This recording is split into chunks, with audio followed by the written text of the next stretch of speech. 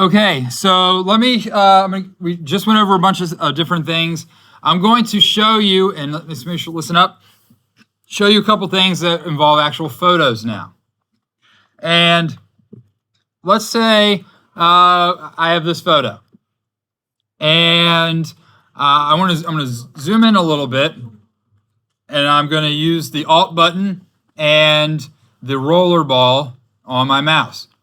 Or I could just simply hit Control plus and minus. Those are shortcut keys that you can use.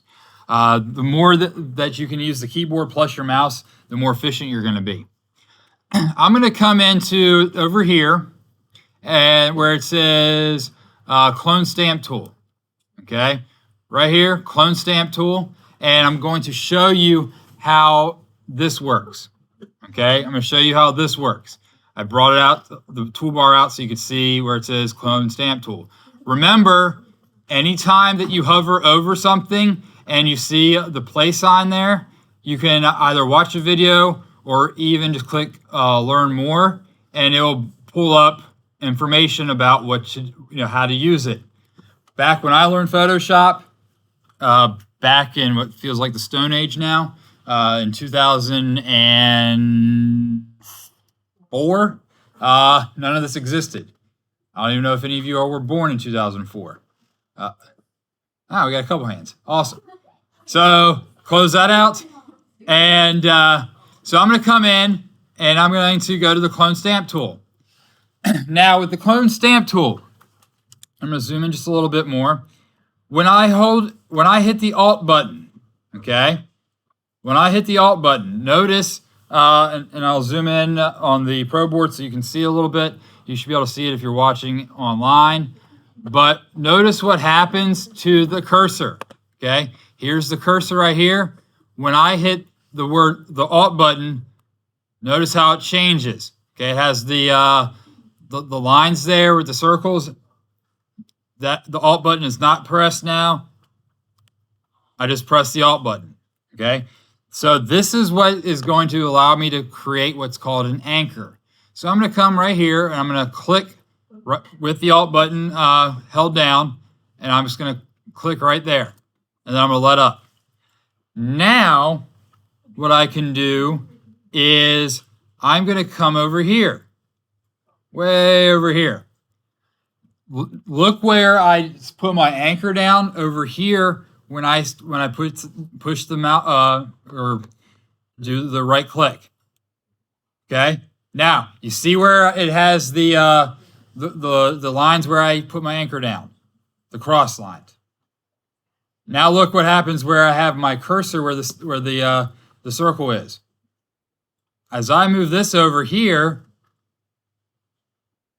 I'm cloning the part on the left there. Okay, this was page. I'm cloning page over here. Okay, so I'm cloning an individual there. Now notice it's also it also got the door handle behind. All right. Okay, so that's something for you to notice there. Okay, now I'm going to zoom out for a second, and I want to talk a little bit about some interesting ethics and cloning. So back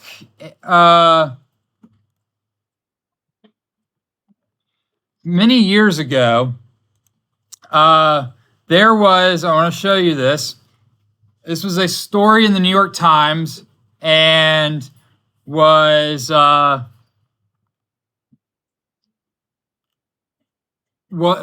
it was kicked around a lot, but regarding the Clone Stamp Tool, now this is a pretty crazy turn of events and how the Clone Stamp Tool was used in real life. This was in 2008.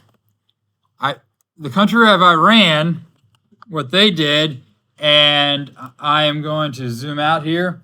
What they did is they took and they cloned using Photoshop I used to have the example of it here. They took a Photoshop of missiles being launched and cloned successful parts of the launch, but then they took and like the contrails, because one of the missiles did not launch, unfortunately, and I'm trying to find the picture of it. But what happened was the missiles did not launch, and here it is.